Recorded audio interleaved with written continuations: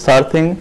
The topic for today is open houses, selling houses. Okay, so this is a smaller group for sure, but this is actually more like coaching, what you were talking about. This is not a larger group, so you guys can interrupt and ask, and we can you have not joined the first week session, and I don't know if you're, I'm not sure if you have.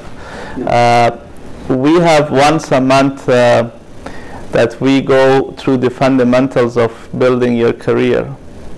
Now from there, this third week is kind of expanding on what we discussed in that 2 hour, because that 2 hour is very short. We, for example, touch base on open houses, or we touch base on listing and how to deal with buyers, but then every month we expand on those topics. And this is the idea behind these monthly sessions that are, we call it a special focus group. The reason it's special because it's very intimate and a smaller group, and some people actually watch online from their home. The main reason, the main idea behind this is to really get into detail, because sometimes when it is a bigger gathering, we discuss things that are general and vague, and the detail is what makes us different from other agents, and that's what we are going to discuss. I'm sure, how many of you, have you all done any open houses? No, okay, so that's good. But I'm sure you have been to open houses. Have you been to open houses? What happens when you go inside the open house? They will ask you to register first. Okay. And then take your shoes off. Take your shoes off.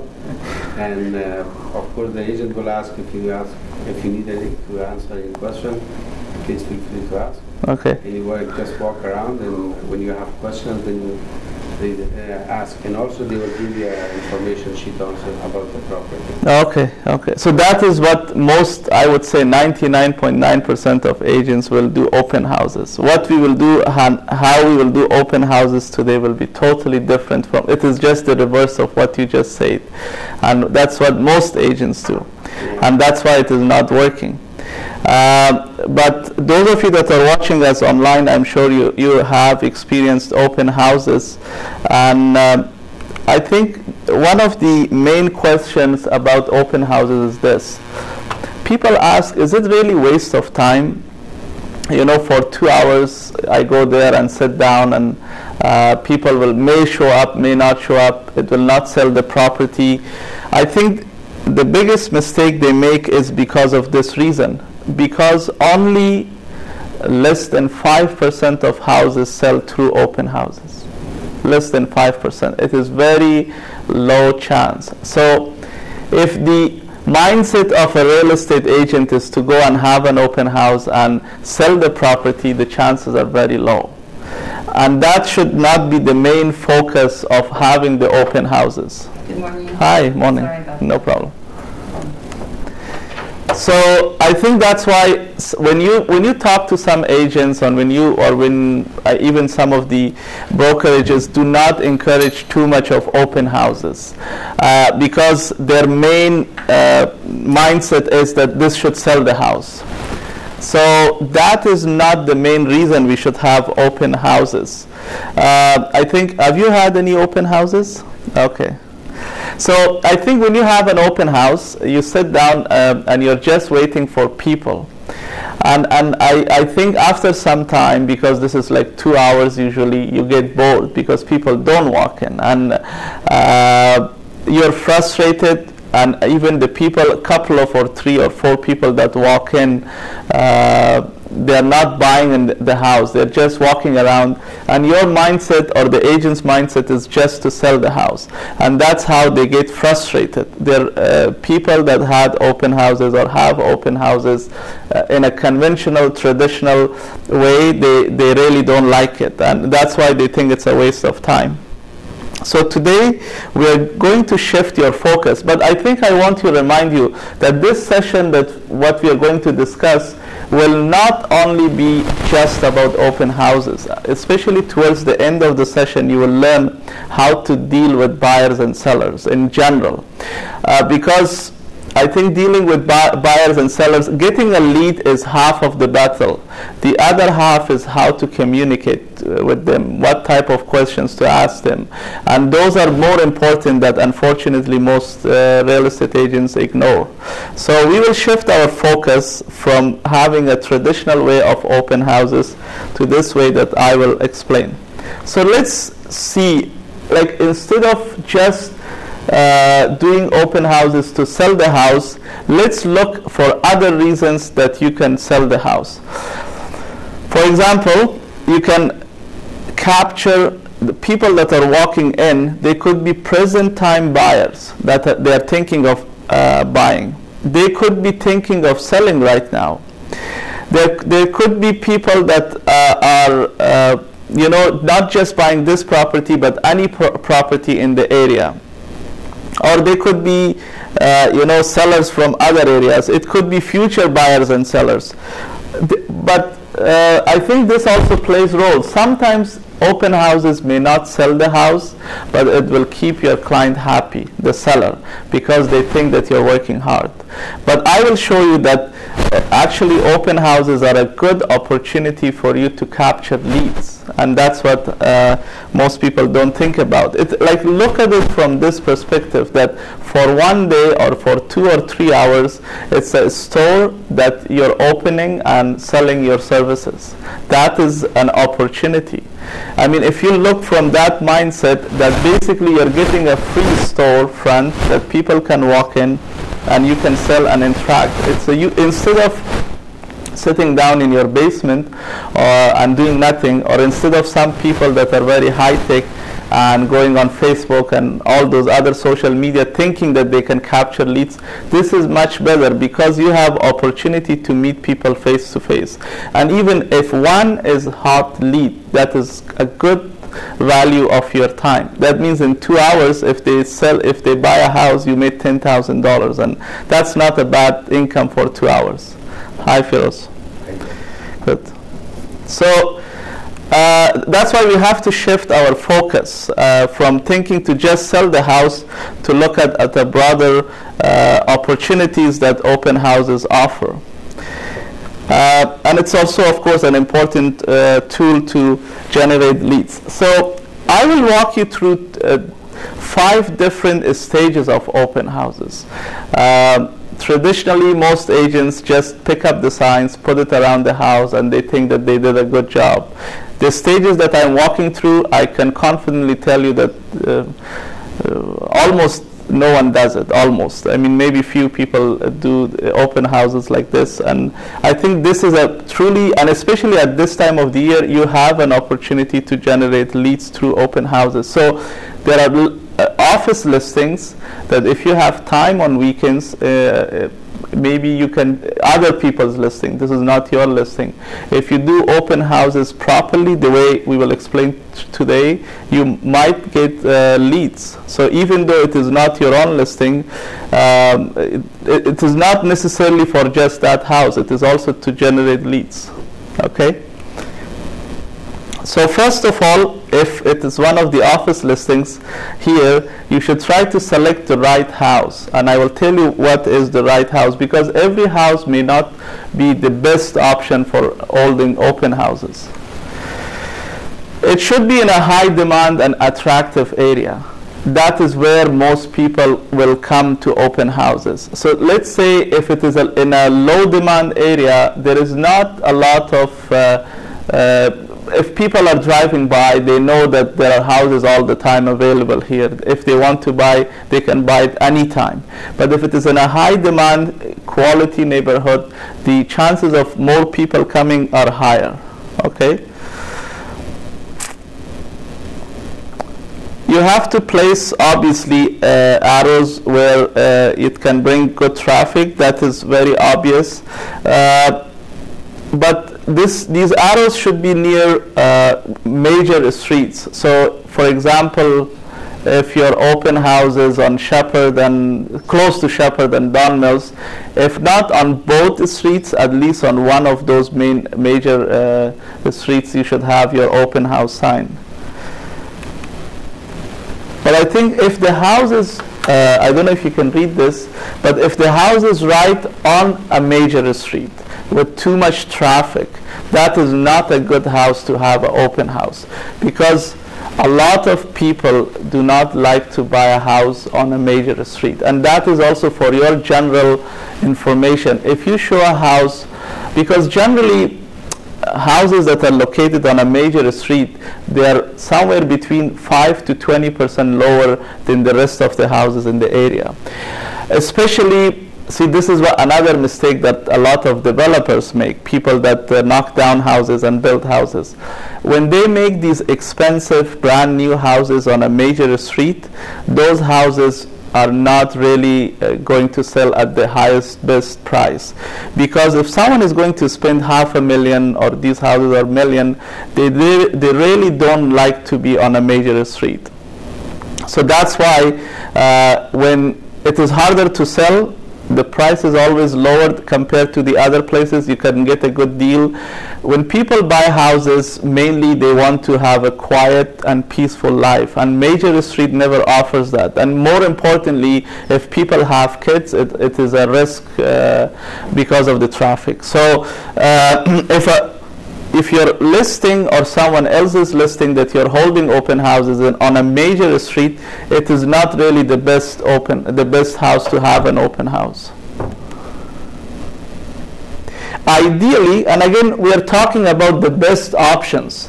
Ideally, the house should not be 3 arrows from a major street. Ideally, maximum it should be 5 arrows, but ideally 3 arrows. So because people, when they make a turn, if they don't find with the second turn, they will just give up and move on with their life. By the way, these slides that I'm sharing with you, these are all studies, surveys that people have been asked, and I'm not providing you all the sources. It is just to give you that these are studies that have been done. I mean, ideally an open house should be within 3 arrows. If, like, let's say if you have a list of houses to select from, so it is important that you put the address on Google map and then find out how far is it from the major intersection or a major street, so that when people make a turn, by the 3rd arrow they should be at the house, ideally, but maximum 5. If it is more than 5 arrows, it is too much. People will get confused by turning from street to street. Okay.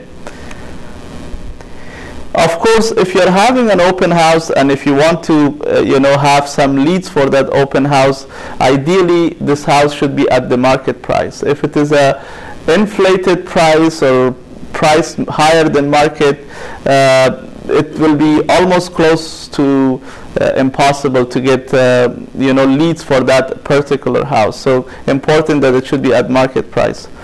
I think this is another very important thing. If you're holding an open house and if you see people are just trying to park and then they just move on, that means outside of the house is not really attractive.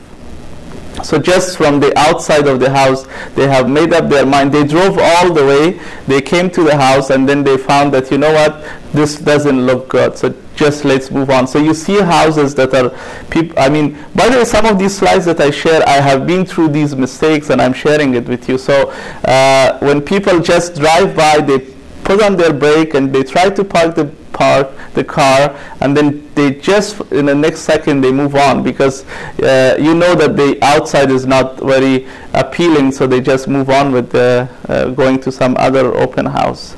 So important that the house that you're selecting to have an open house and not be waste of your time should be attractive from outside. And of course, I mean, if it is a rainy day or it's not a good day, it may not be the best day to have an open house, because people may not like to come out of their car, okay? But there is sure, yeah. Do you reschedule an open house if it's a bad day? Is it okay to do such a thing? If you have already announced it, no. Okay. Yeah, so that's why it might be a good option to see in advance. Although this forecasting is never accurate, it is never accurate, I can say that. Yes, it is close, but it is never accurate. So you can see the forecast, and that could be your luck. But and how soon is it good to schedule an open house? Like how soon? How much notice when you advertise? We'll go with that one. Yeah, sure, no problem.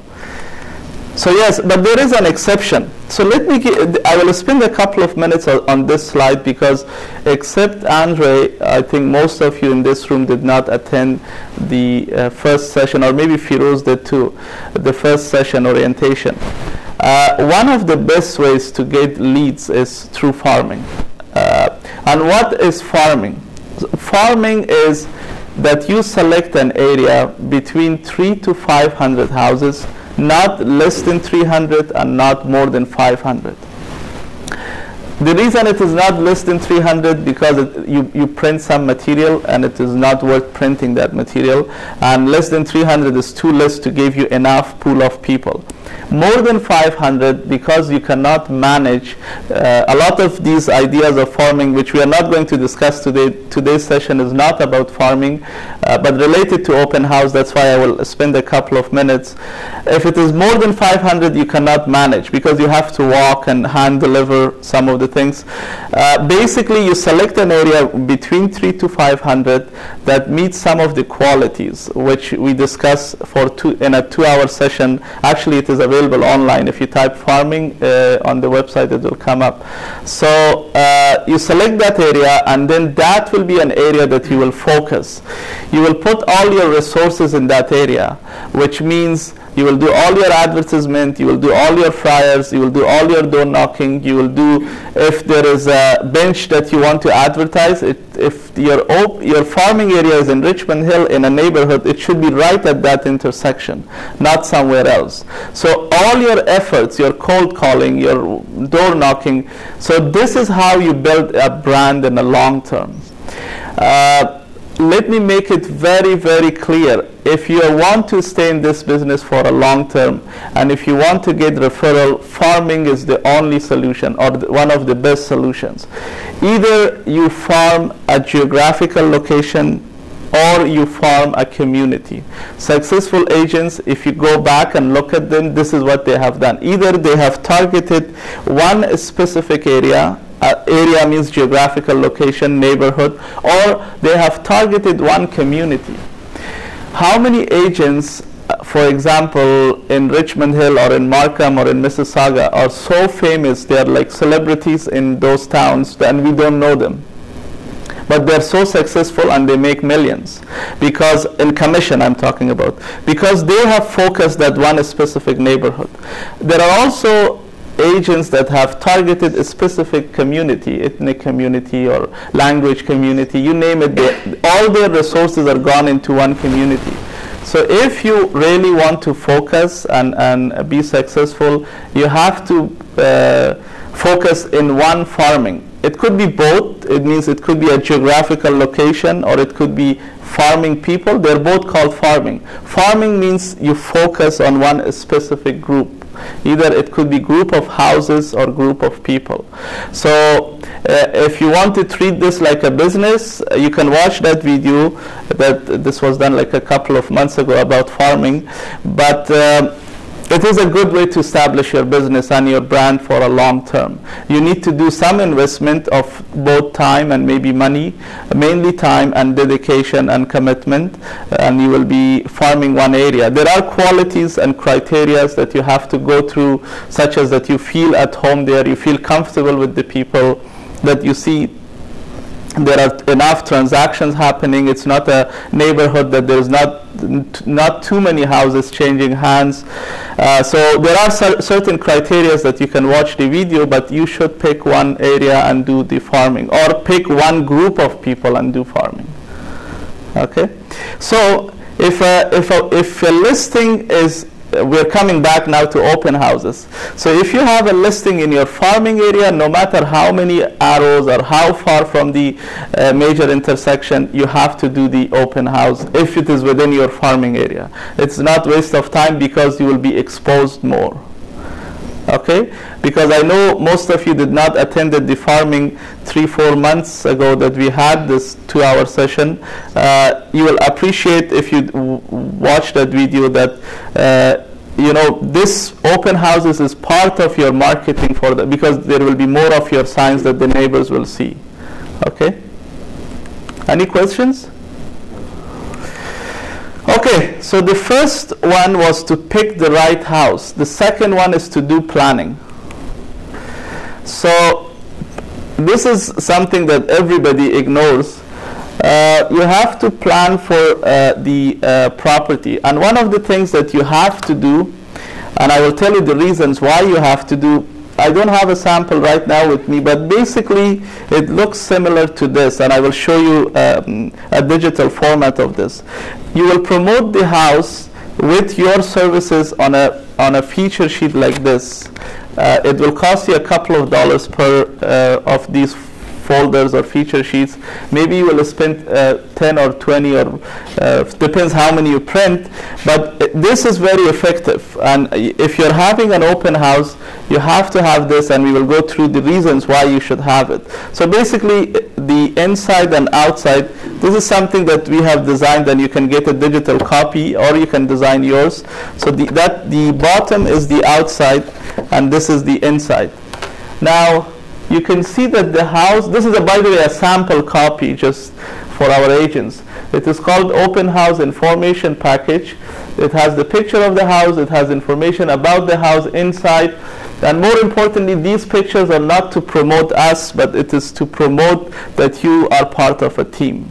You're part of a bigger picture. There is a team behind you. You're not alone. And for this deal to close, these are the people that will help you, from receptionist to deal secretary to your broker to your manager.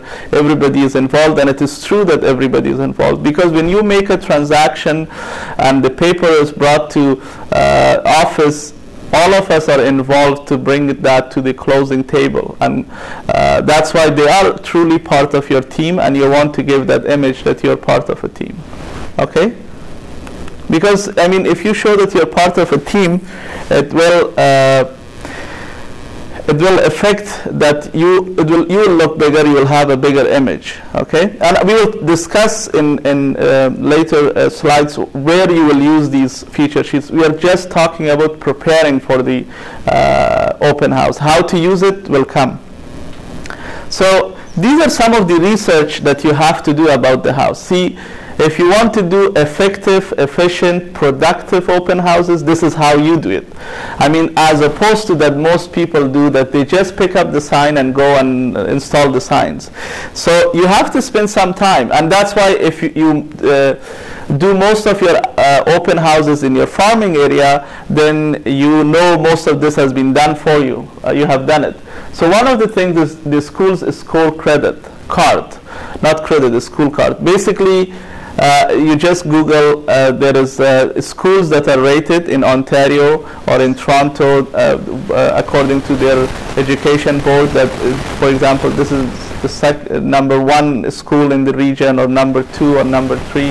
If it's a good school, you want to bring it up to the buyer that are walking in the area, and you will look very informed, because if you have the information about the school, some people have kids, and for them having a good school is a concern. So that's why you will look good.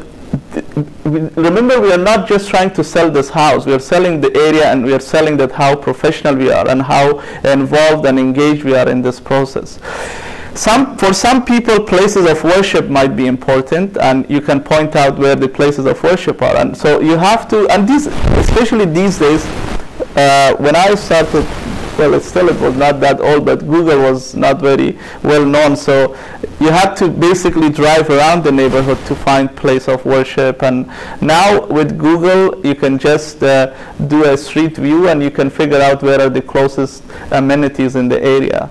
So the community center, the shops, if there is a newspaper article about that neighborhood, remember, we are not targeting the whole Richmond Hill or Markham or Mississauga. It is only 300 to 500 houses in a specific area if you're doing farming, right? So either about your farm area or about the general community. If there is a newspaper article, you will bring it up. Of course, these days, how far is, for example, GO train or TTC bus or transportation from the house? Those are all important facts that you should know about it. And if possible, you can fit it on your feature sheet. You should print it here. So this is very important, because when people walk in, I can tell you almost everyone will not like your house. There will be exceptions. Maybe according to stats, only 5% of the people will like the house that they walk in and that will sell. So most people will not like the house that they have walked in. They might be interested in other properties in the area. So this is the best opportunity for you, that if you have information at least about 6 or 7 or 9 or 10 other houses in the area. So for example, they say, oh, I like this house, but I'm thinking of a living and dining room combined. If you have the information about other houses in the area, then you can say, you know what, I know the other house just across the street, maybe I can show you that house.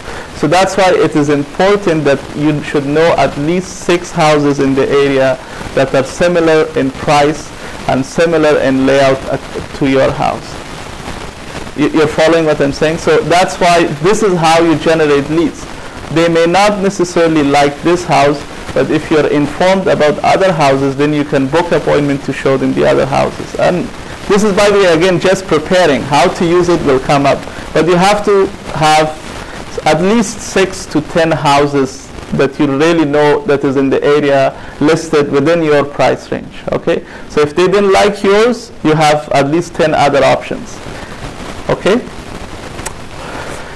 Okay, so now we have selected the right house, we have planned for it, now we want to market it. So how do you market the house? You have to market the house in the neighborhood. The best way to market, although you know on MLS when you list, there is an option that it says open house, and actually it is on the form also. If you write what time you want to have open house, that will be promoted on MLS public site and MLS for the agents, both. So agents and public might come. That is one option. But the best option is that you distribute postcards in the neighborhood. At least 100 houses. So look at the opportunities. First of all, you will be seeing people face to face, 100 postcards that you will distribute. Ideally, let's say if your open house is on a Saturday 2 to 4, you will distribute this Friday evening or Thursday evening. Between Thursday and Friday, depends on your schedule. A couple of days before or a day before latest, that you're inviting people to your open house. The opportunity is that you meet people face to face. They will be impressed that you're working hard as a listing agent. If they're thinking of selling, they will look at you and say, you know what, my agent, when I put the house in the market, did not do this for me. So look at how hard he or she is working to get the house sold. You can possibly get leads by just doing this, and this is one of the best excuses, because you're inviting people to your open house. You might offer, for example, you know, cookies or a drink or something like that if you want, if you can afford, if you want. It's not very expensive, and you can say, come, we will have juice for you or something like that, okay? But the most important is that these invitation cards are not very expensive. What I used to do at Walmart, they were printing for 19 cents 4x6, which is a picture size. So you email them the image and they just print it for you. So you can print 10, 50, 100 of them only costed $19.50. With taxes it was $22. So it was not very expensive. I think Walmart is still doing that, printing pictures, right? So you just send the image and how much quantity you want. For this you don't have to go to a printing company because it will cost you more. So with $20 you have the opportunity to meet 100 people in the neighborhood. If they are not home, which all of them will not be just available, so you will drop it at their door. But again, it is a good marketing opportunity from that open house. How many agents in your area did that in your area, not just the agent, but did anyone knocked on the door and said, come, we have an open house and I want to invite you? Just one. Did it? Okay. But that person did not impress you? It did. If And that person is selling all the area. In that area, that person sells the most houses. maybe that's why he's successful. Farming, yeah. It's his farming, but he knows what he's doing. Yeah. But I think if you're thinking of selling, would you not consider him to sell as a consumer, not as an agent? Yeah. Right? I'd rather sell myself. Yeah, so what I'm trying to say that if you do something like this that most people don't do, then you will get attention of the homeowner, and it's a good excuse to knock on the door. Now, because this is from, I have done all this and I'm sharing my experience, when you knock on the door, ideally people that are on the same street will be the easiest to get their attention, because you will say, oh, I have an open house on your street number 3.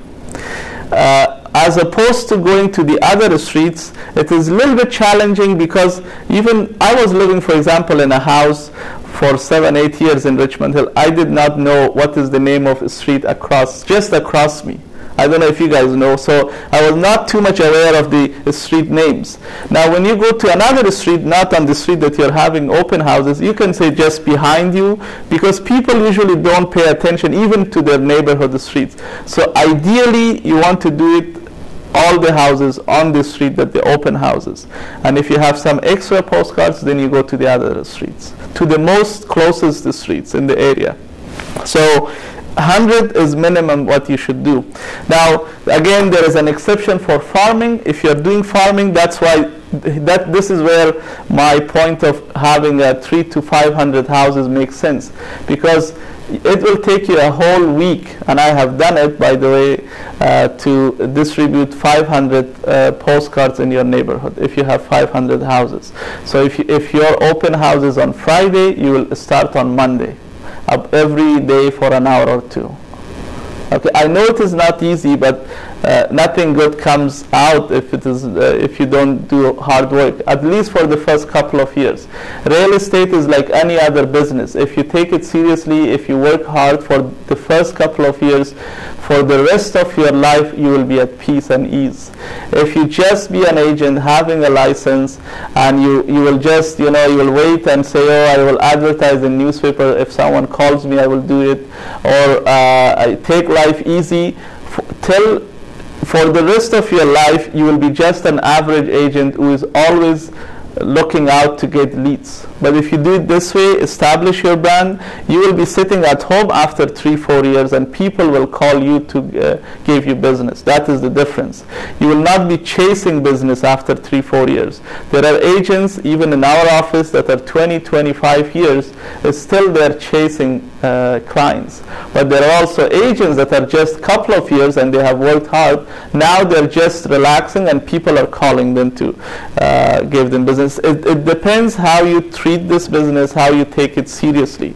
So to distribute for the whole farming area, I mean, each one of us have different personality, but it matched my personal alignment, because I love walking. Especially neighborhoods are beautiful. You walk and you enjoy walking. I loved walking, but I think it depends on your personality. If it is something that I think you can think positive and walk, and it is possible to get leads. But this is not the only way. If this does not match your personal alignment, there are so many other options that you can come to other sessions and we can discuss, right? So this is a sample copy. This is how it will look. It is an invitation. This is, by the way, this is not a real house. It will be somewhere, it will say invitation.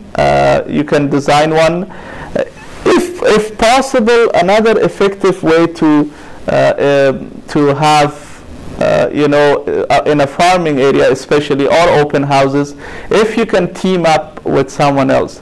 If you're 2 people walking on a street, knocking on the door, meeting the neighbors, especially if it is a combination of male and female, it is really good. I learned this when I was at university.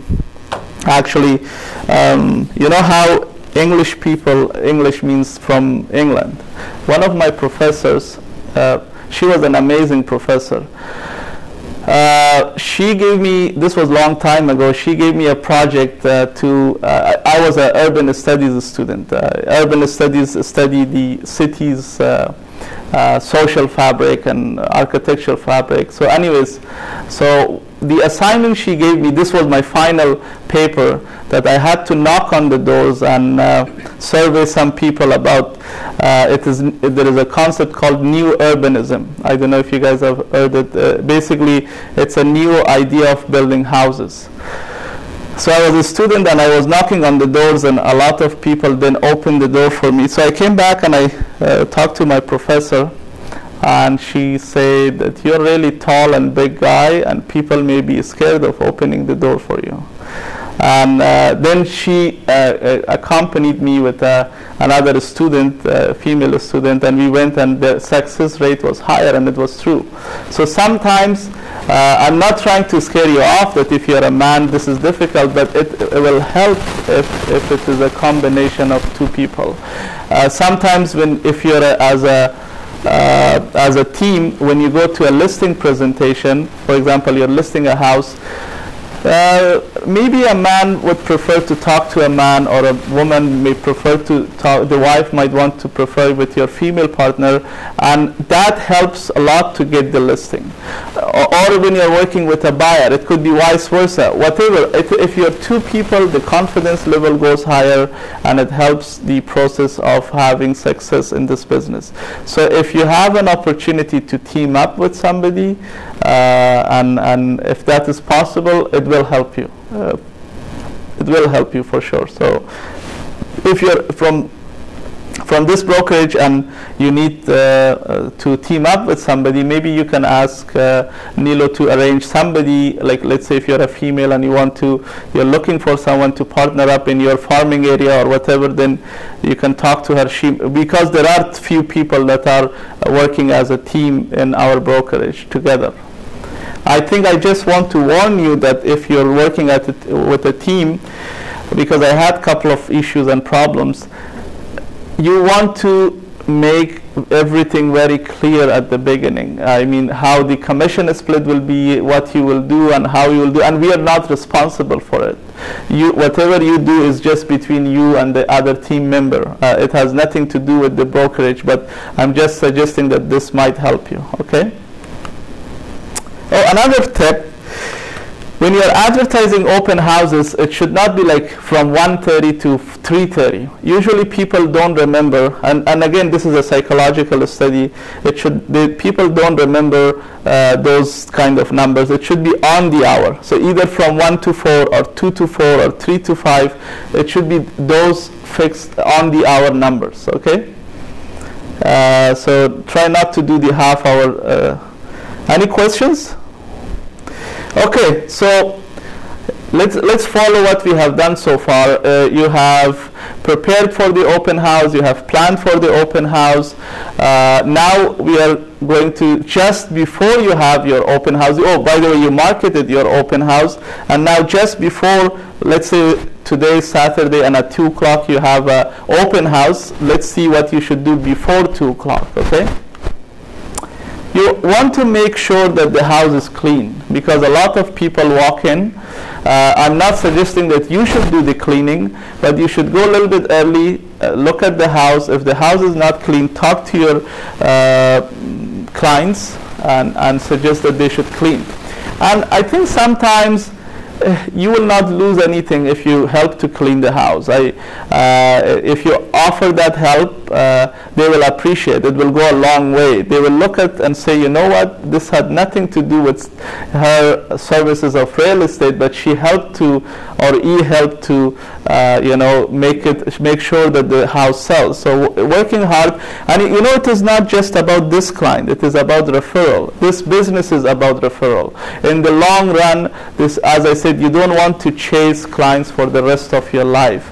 You don't want to go after clients for forever. You want to work hard for the first 3, 4, 5 years, whatever time it takes, and then you want to relax and enjoy your life and just get the leads, get the referrals.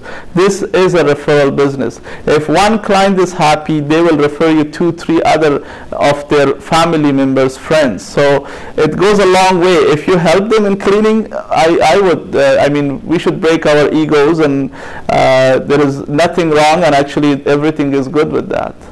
And of course, it depends on circumstances. I'm not saying that in every circumstances that apply, and I'm making a general comment. Just when we talk about cleaning, James, out there, if you see that the house is great, everything is great about the house, but you still feel, if you have the eye for it, the presentation is not good, meaning, you know, how things are placed, would you do that as well? Or would you suggest that as well? Yeah, I think what you're talking and getting into his home is staging. Yes. Staging. Yes. For example, I don't have a very good eye for home staging, so I will not give too much of suggestions. But let's say if you're someone that is good, you can give suggestions and you can help. But if you came to the previous sessions, we discussed about home staging, that how it can really help to sell the house. So maybe, see, this is another tip that a lot of houses sell really quickly. They bring a home stager. That means they stage the whole house. It could charge. They could charge 1,000, 1,500, depends on the size of the house and what they want. And then for the next 2 weeks that the property is listed, nobody goes to that house. But the house sells at the highest price at least amount of time. Because for 2 weeks the family goes to another family member, or they go for vacation or whatever. The house looks so bright, so nice, so clean, and everything is perfect. And I would say, unfortunately, the buyers' brains are in their eyes. What they see, they don't realize that when they get the key, none of this exists. It will be just an empty house. The reality of life is that people are emotional.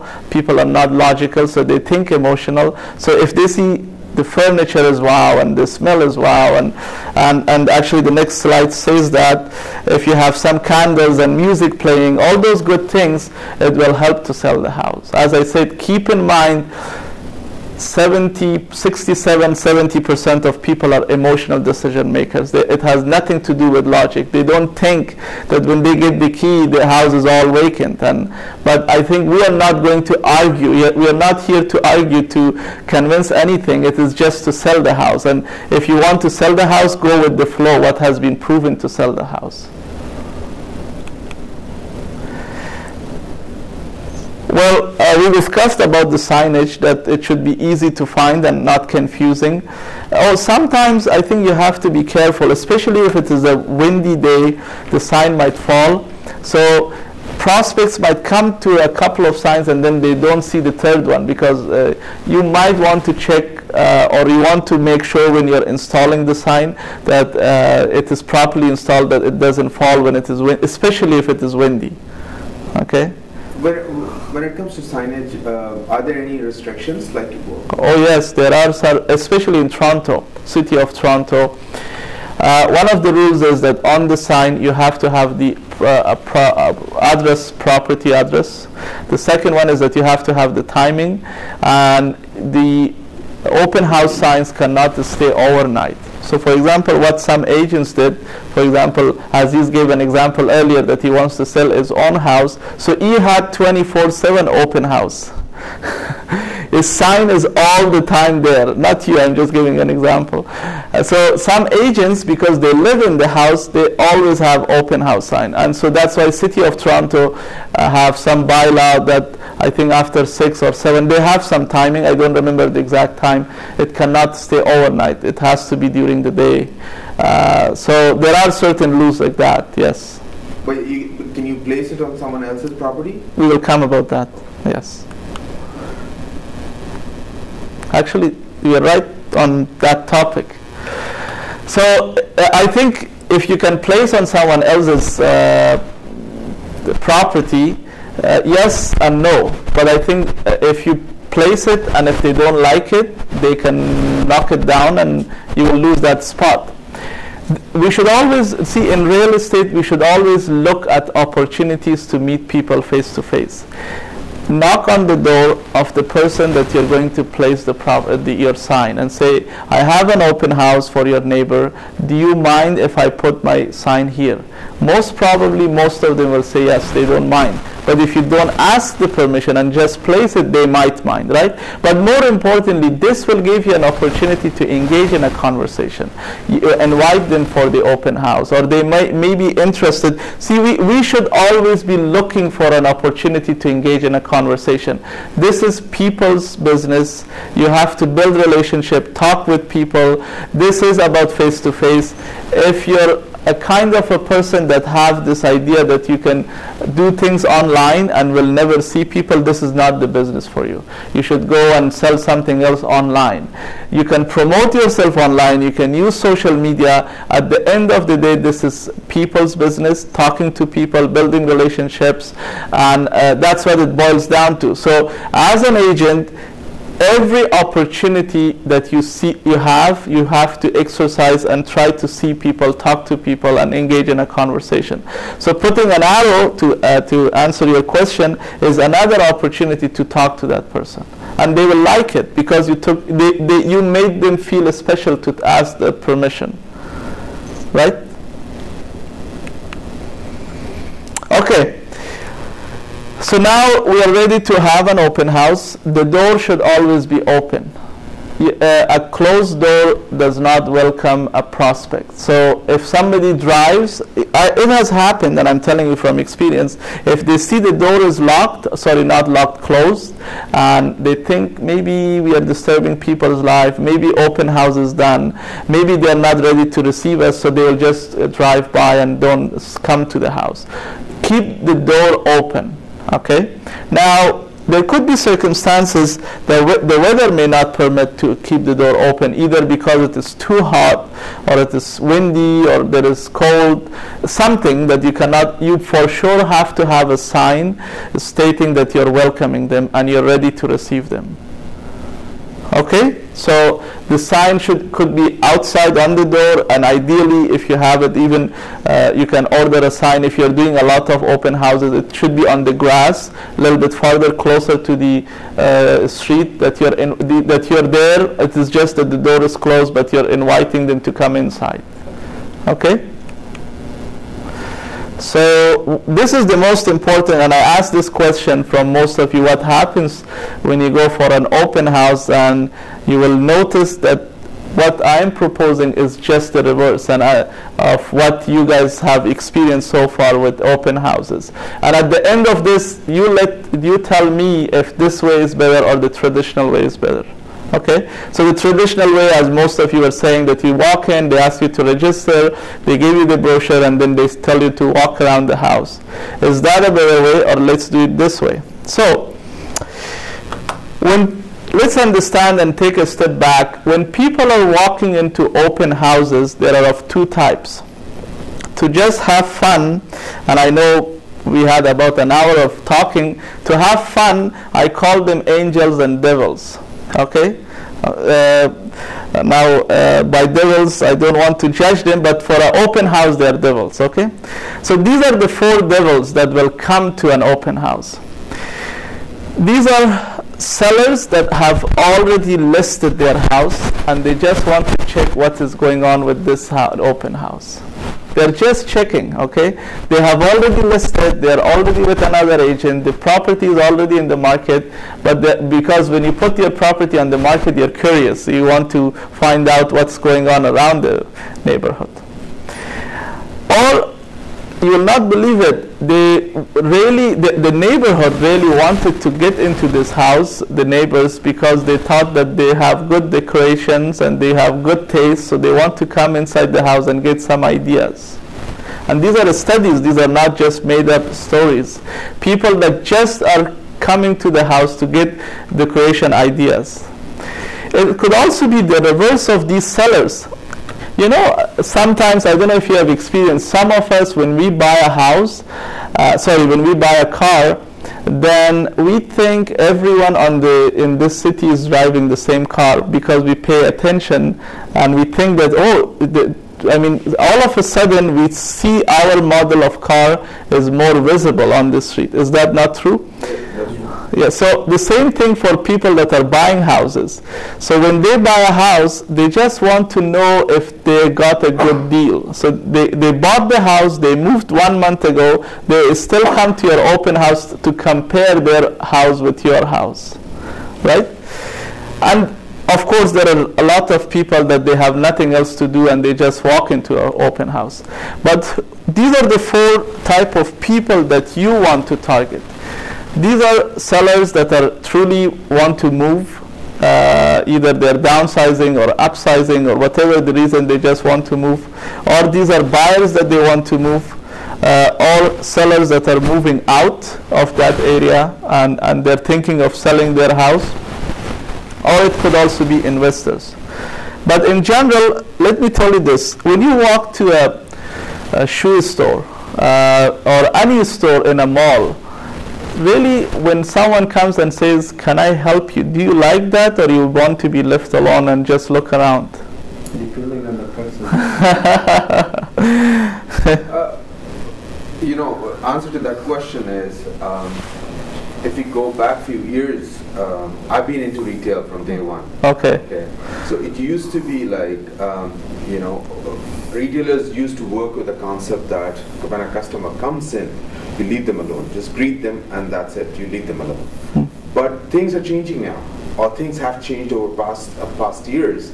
Now retailers are approaching customers. Yeah. So when they come in, when they walk in, there should be someone to greet them. Okay. Let them know that we are here to help them, and then leave them alone for a while.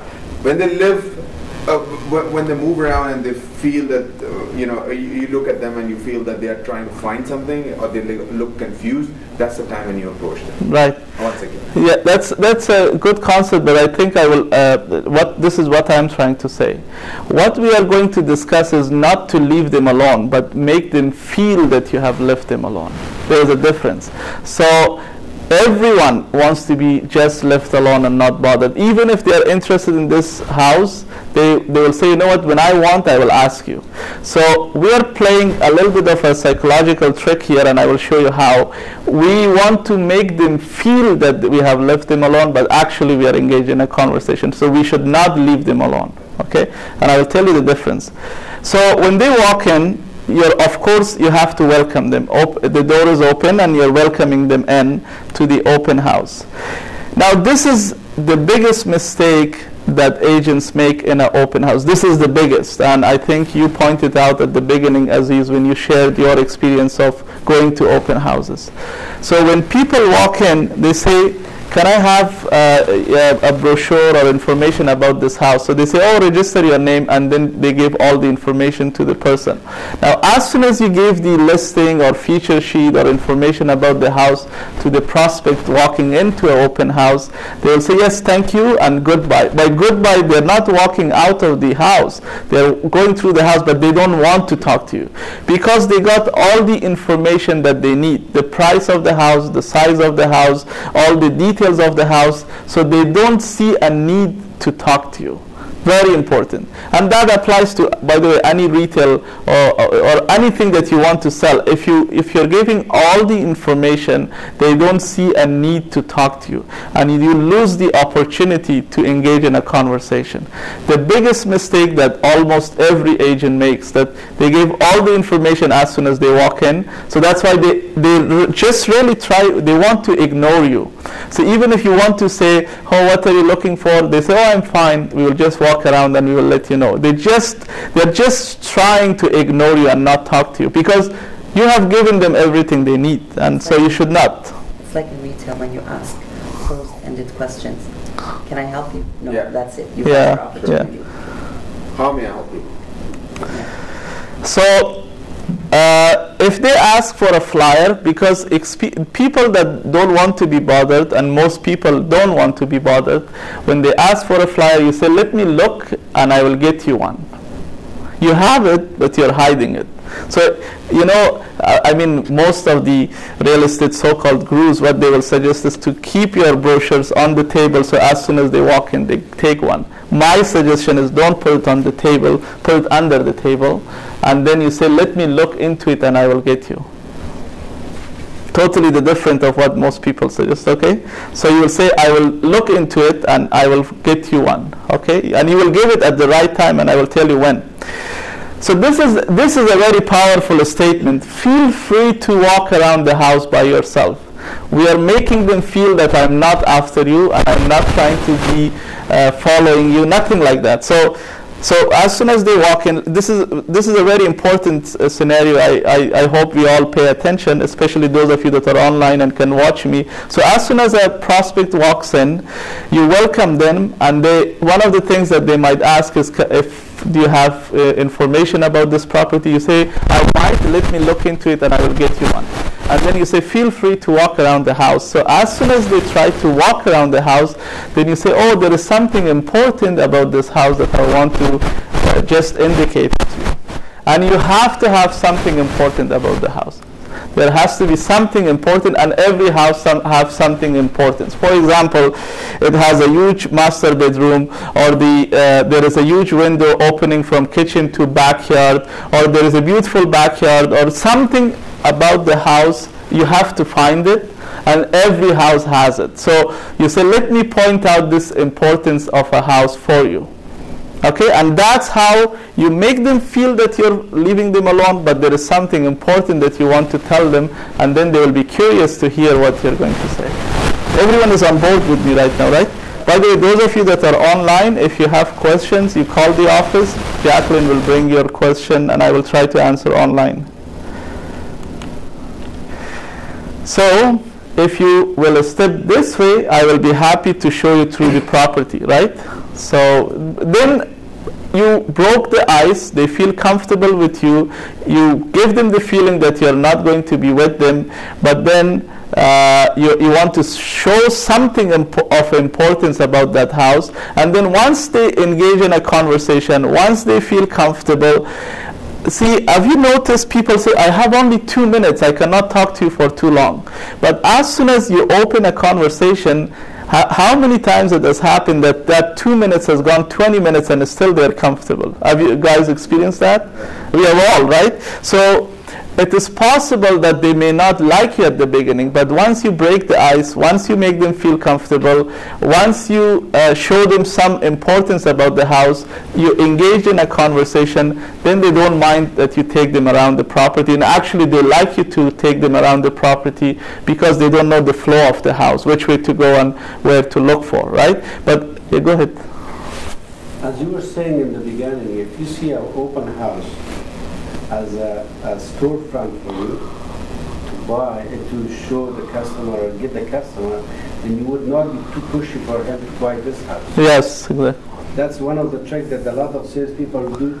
They focus for this customer to buy this house, so they lose the customer. But if you see that in a bigger picture that they are here and you have a showcase, or you are farming, you're talking with them, then they will not be pushed. Good point, yes, thank you.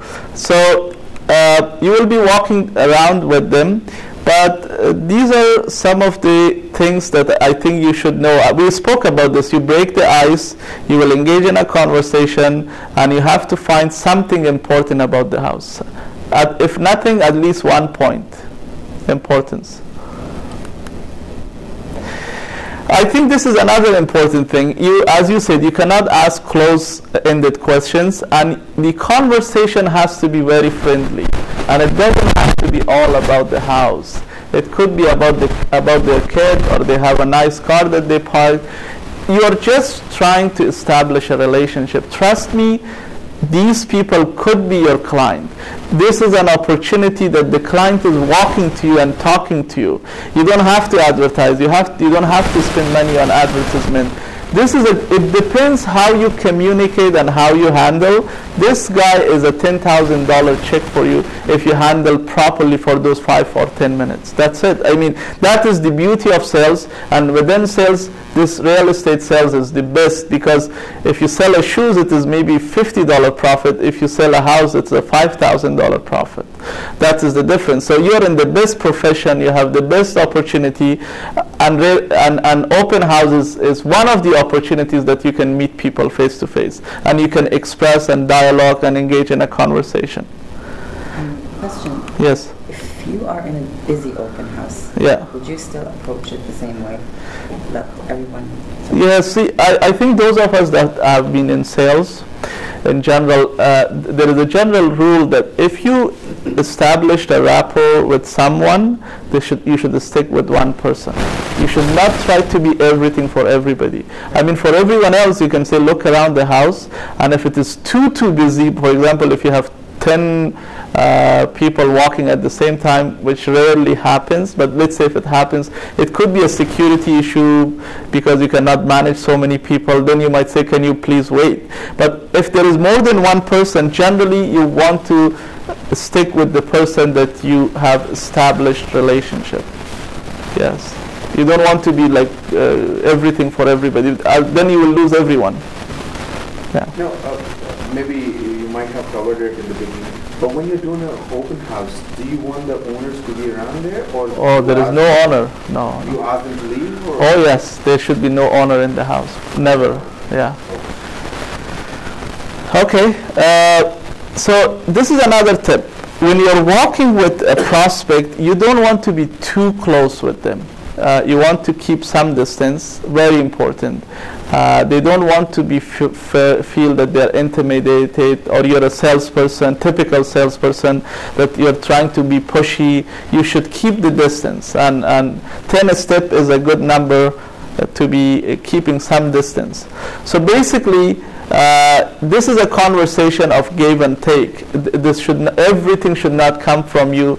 It should be more open-ended questions. It should be more conversation. This is not just you selling the house. I mean, some of the obvious things you should not even point out. You should not say, oh, this is a kitchen. This is a master bedroom. The guy says, yes, I already know. You don't have to tell me. You have to tell me something that I don't know. For example, oh, they're building a new school across the street from here, or something that I don't know. Don't tell me that this is a bedroom, this is a kitchen, this is a bathroom. I already know. When you walk with some agents, that's what they do. I mean, the things that are already obvious, why are you pointing out those obvious things to me, right? So, and again, you should open a dialogue, open a conversation that everything is not coming from you. It is not just you providing information about the house. So these are some of the questions that you may ask a prospect. How long have you been looking? And then they'll say, oh, we were working with this other agent, or we were looking ourselves at open houses. It will open a conversation. Have you seen anything so far that you liked? Right? And how soon are you thinking of buying your new home? So this will give you some time frame, and more importantly, how serious and how motivated they are. Okay, these are just a sample of some questions. It could also be questions about the property that they're looking for, the features in a property they're looking for. Remember, if you go back few slides, we said you should prepare to have at least 6 houses in the area similar. So if you engage in a conversation, because they don't want to offend you. They don't want to say, you know what, this house is crap, I don't like it, it's not in good condition, or this does not match. Most of the people will say, we will call you, or if we are interested, we will let you know, because people want to be polite. That's why in your conversation, you want to find out what type of property is their ideal property. You already have 6 properties at the back of your mind that you know what are their features. So you'll say, before they leave, you might say, you know what, I have a property, this doesn't match your property, but I have something that might match, so why don't I set an appointment and show you that property? There you go, you got the client. And they will be interested to work with you if you have established relationship. If you just leave them alone and say, oh, go and look around the house, and when they come back and say, are you interested? They will say, no. Are you interested to look another house? They will say, no, not now. That's it. Although they want to, they are interested, but when you ask that type of a question, they will not. And this is how most lazy agents handle walking clients. So we talked about this. If not this listing, maybe something else I can show you.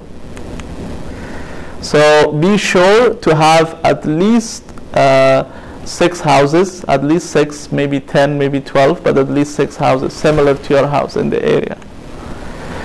So I think I already kind of touched upon this. You don't want to be just staying in one spot. You want to walk around, and also you have some responsibility to, protect the property.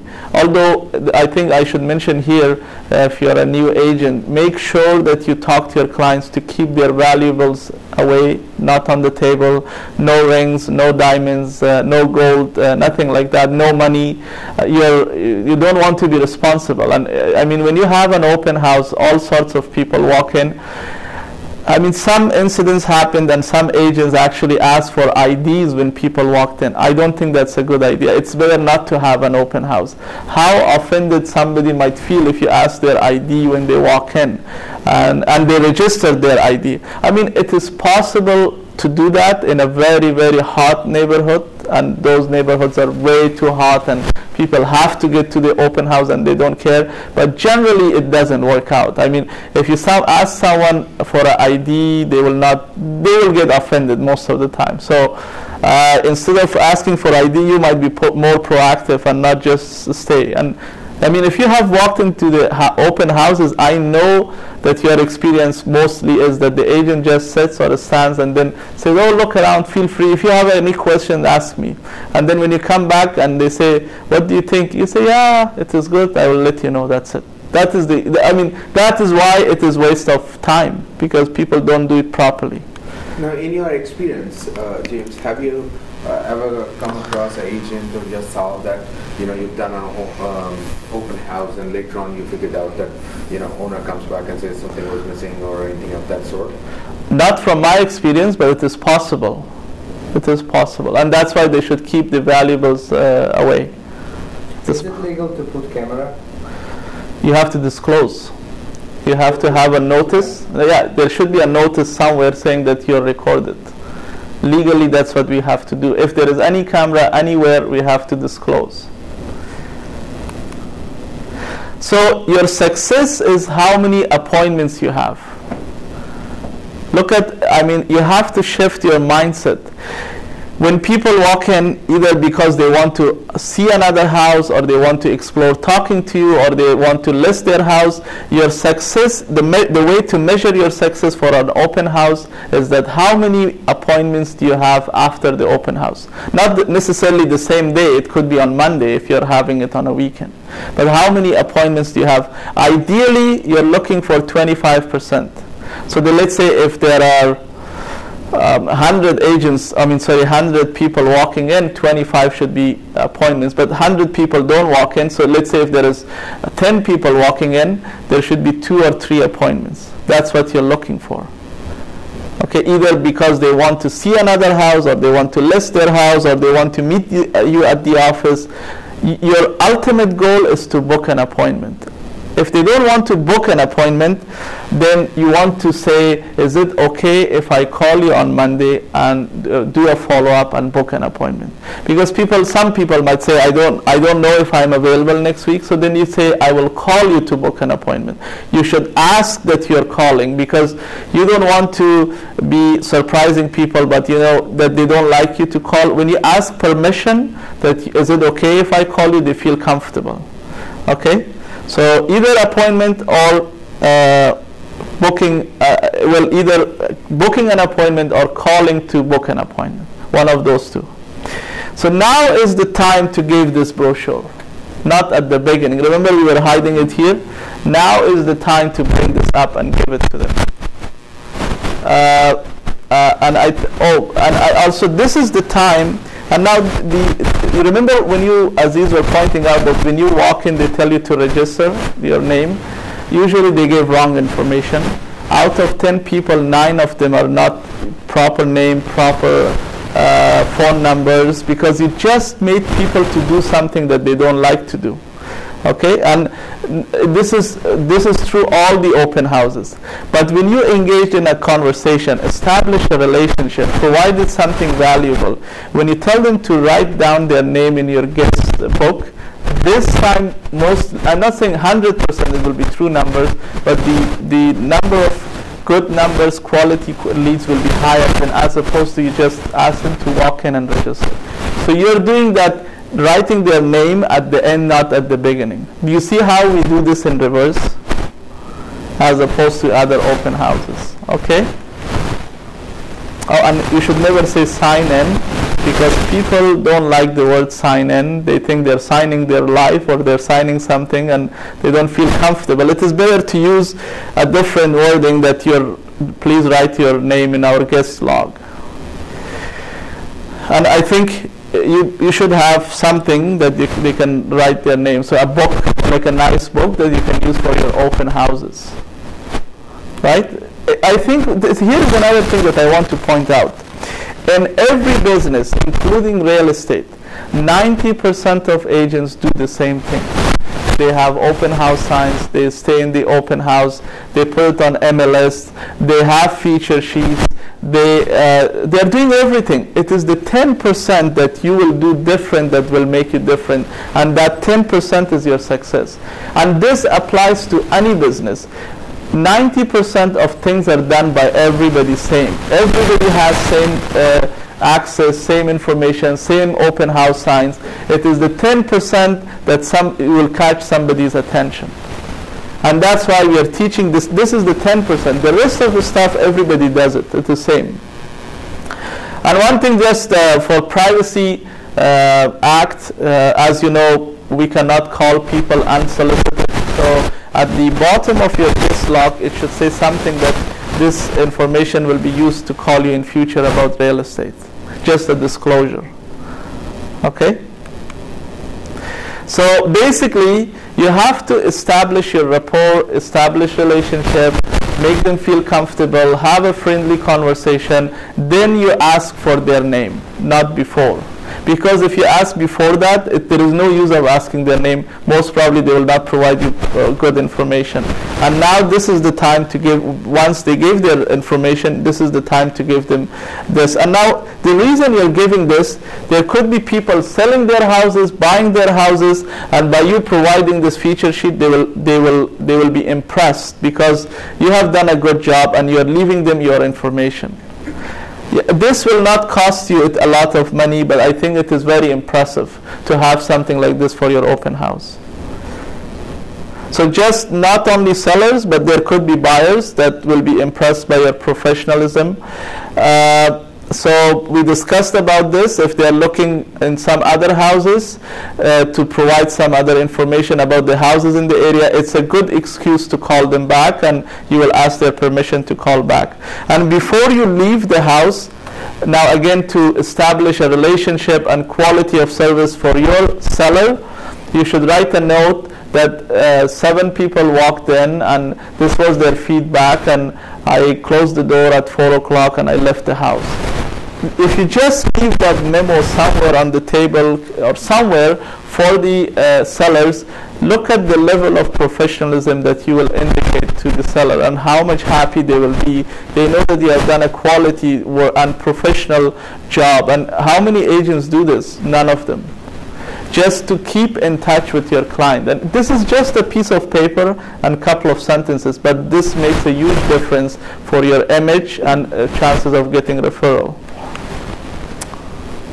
So if you have nothing to do on weekends, these are the best times actually in real estate, especially for open houses. This is the golden time that you can utilize, have open houses, especially between the hours of 1 and 5. Depends on the sunset, but 1 to 5, 2 to 4, 1 to 3, those are the best times to have open houses.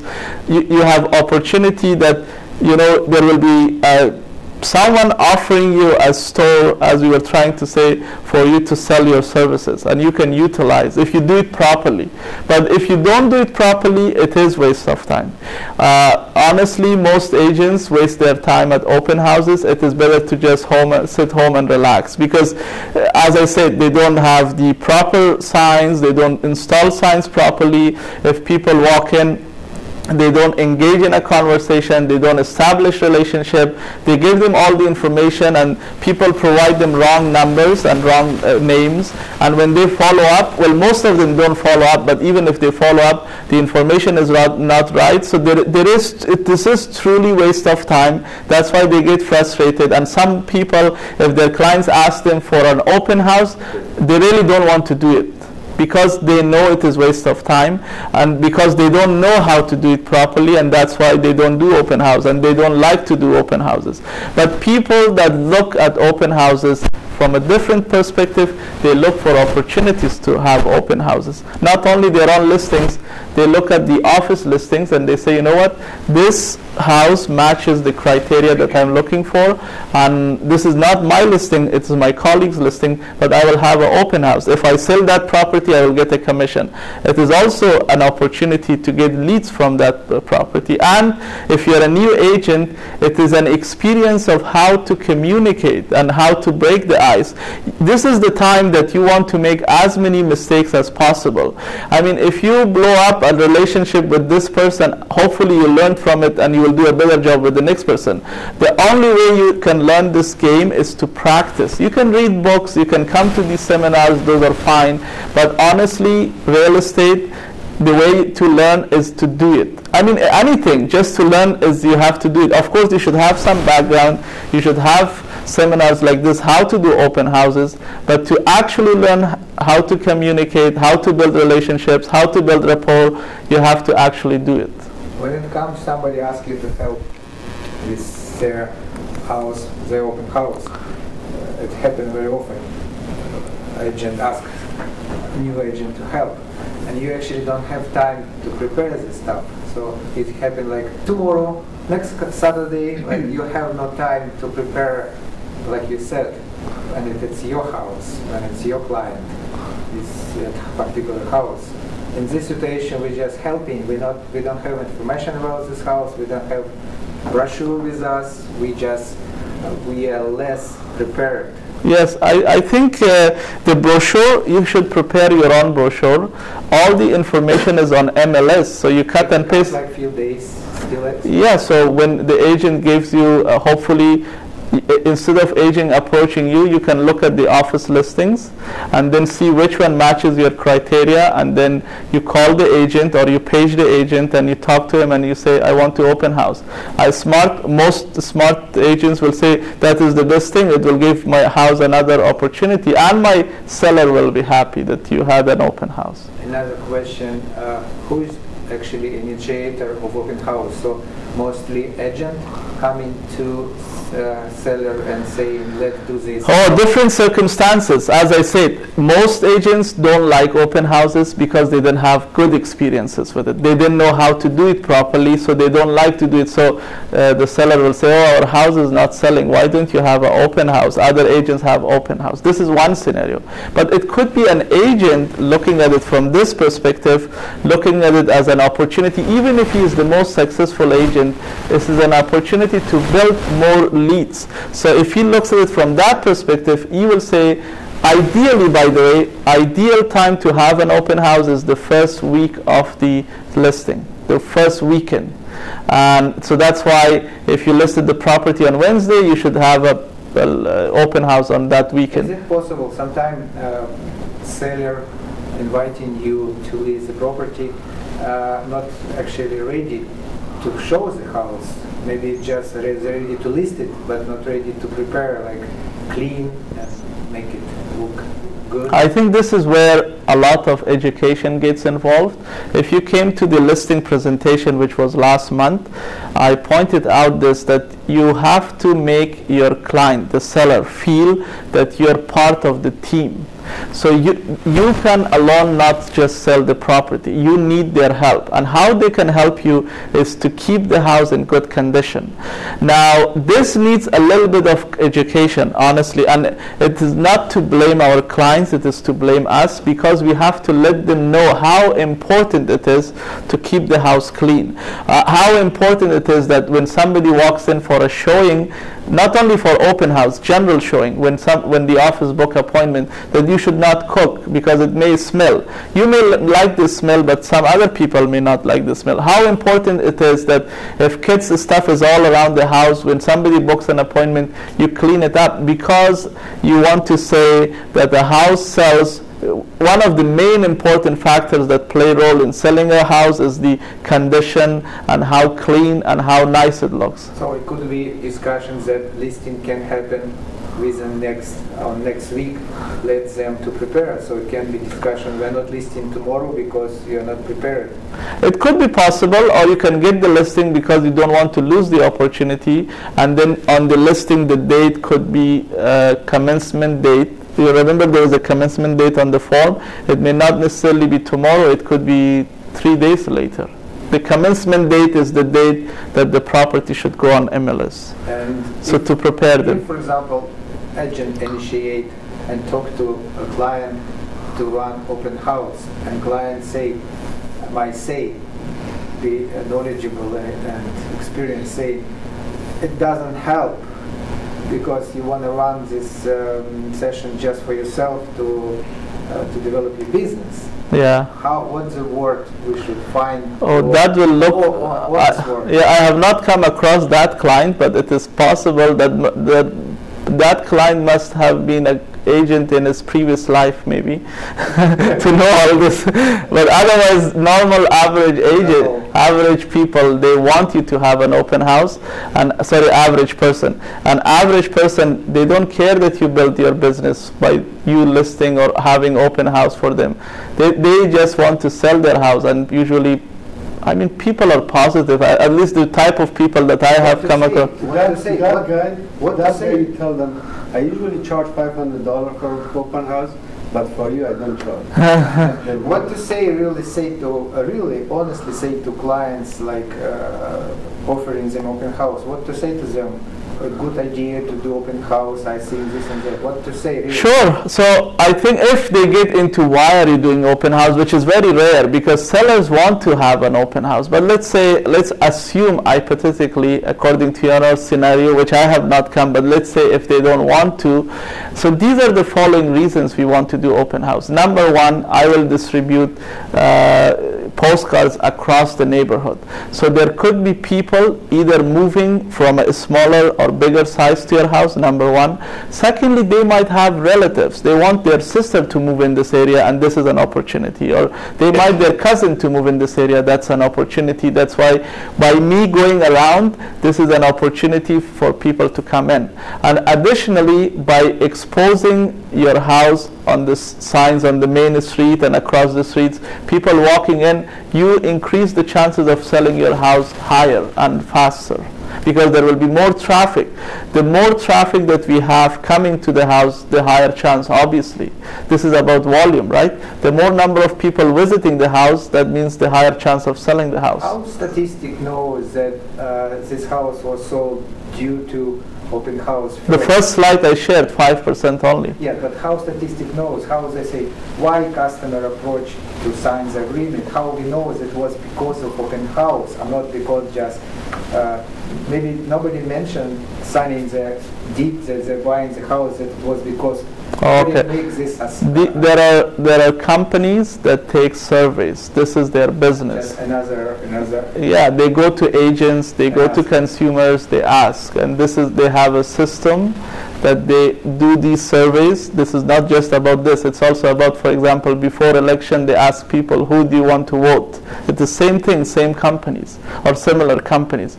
So they go around, the things that I share with you are stats that are done these surveys, and they find out that how many houses sell through open house. For example, visitors saw the house and came to conclusion to purchase this house. How they usually do? Do they hire another agent to deal with this section, or they prefer to do themselves because they know they already see the house? Well, that's a good question. So when someone says, I'm interested to buy this property, the first question should be, are you working with another real estate agent? And if their answer is yes, then you say, ask them to call me. That's the end of conversation, because according to the rules, we cannot interfere into other people's contract. You all have learned this, and RICO is really taking this seriously. But if they say, I don't have anyone to work with, so these are the following documents that you will sign, but not at that moment because you don't have it.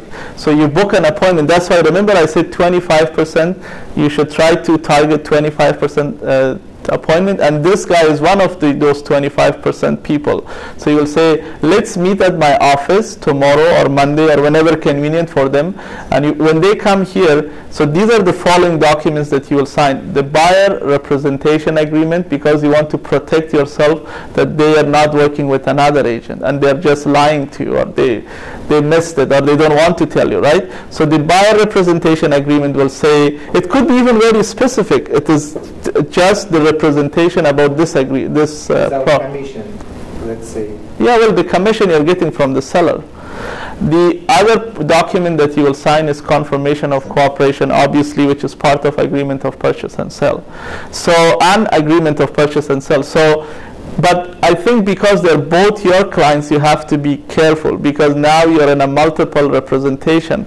And in the confirmation of cooperation, there is a spot that they have to initial that you are in a multiple representation, that they understand, you explain that I'm representing both sides. When you're representing both sides, you are not allowed to disclose. I mean, this is tricky. It is very tricky because, for example, if you're a lawyer, they don't allow you to represent both sides, but in real estate, they still allow you. And for example, I think in some states in US, they don't allow you to be agent for both. But anyways, they still allow it here. It is difficult. It is very challenging. There is no black and white answer for this. But for example, if you know that the buyer is willing to buy another 10,000 more, you're not supposed to disclose this to the seller, that you know the buyer is willing to sell 10,000 more. You're supposed to say that this is the offer they have given me, you gave me your offer. When you're representing both sides, you cannot disclose their weaknesses to none of the other side. Or you cannot say to the buyer, you know what, they got divorced, they are very desperate, they will sell it even at 500,000. So just put an offer. You're not supposed to do that, okay? Having said that, my solution for this is that I do not represent the buyer. I just sign a customer service instead of buyer representation agreement. So my solution is that I treat them like a customer. Of course, as according to the book, we still have fiduciary duty to these people, but they're not my client. My client is the seller. So my best way of handling this is to treat them like a customer, treat the seller like a client. Even they have already agreement with some another agent. You cannot do anything. Yes, but they still able to come to see the property. Oh yeah, they can come. And they can ask questions as many as they want. And I don't know, actually I don't care exactly that they have already somebody. Actually it's not, it's a part of my wasting time, or what, let's say, if I'm not too much aware of the condition. Because you're a new agent, I mean, of course, if you know that they have an agent, then you just tell them, look around, and that's it. I mean, if you don't, like this, let me relate this question to another question. Some people say that unless I have 100% qualified client, I will not go out of my home to show houses. In my view, when you're a new agent, you should show houses to everyone that is interested. And here is my reason. Yes, you will waste gas. Yes, you will waste your time. But the important thing is that you will learn how to communicate, establish relationships. This is a free training for you. But here is the main reason that I will do that, and I have done it. When I was a new agent, I was showing people every day from Mississauga to Whitby and everywhere in between. And it did not mean that they all bought from me, but I learned a lot. But more importantly, it is an opportunity for you to establish a relationship. If they like you, even if they're time wasters, if they like you, they feel obligated to refer someone else to you. So as I say, I mean, and again, most people say you should qualify and pre-qualify and make sure that they're your client. As long as they are not signed with someone else, I think it is worth it to give them a try, and it is not waste of time. May I ask another question? Yeah, sure.